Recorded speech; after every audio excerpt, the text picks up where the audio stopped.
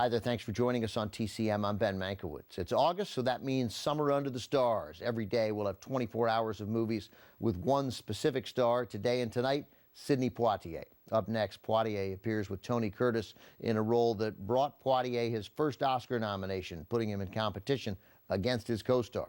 From United Artists in 1958, The Defiant Ones.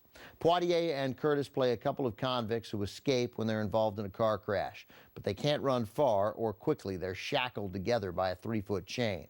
Both men quickly realize their survival is a package deal. Their fates are quite literally tied together.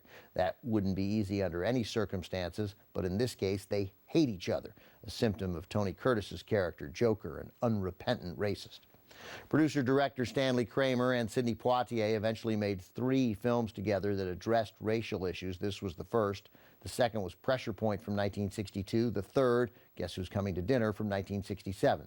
In The Defiant Ones, Kramer saw a chance to personalize racial conflict in the most visually dramatic way possible. At the time, 1958, Tony Curtis was a bigger box office draw than Poitier, and Curtis believed in the potential of The Defiant Ones. Curtis helped raise the picture's $1 million budget. Then Curtis made a generous gesture to Poitier. He realized they had roughly the same number of lines and screen time, and that the picture would succeed or fail on the strength or weakness of both their performances.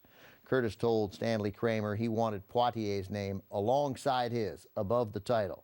The change helped make Poitier a star, and Poitier has never forgotten it.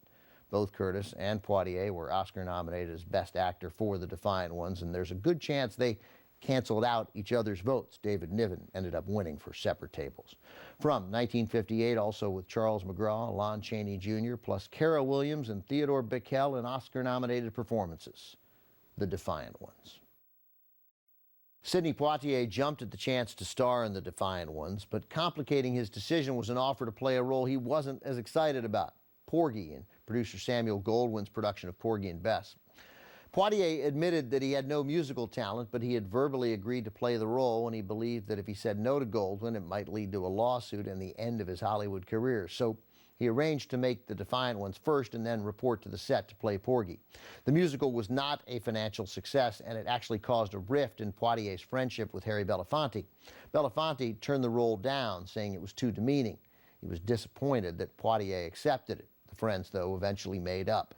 In the end, Poitier said it was all worth it to make The Defiant Ones. Up next, Poitier plays Detective Virgil Tibbs in a dramatic crime story that won 5 Academy Awards.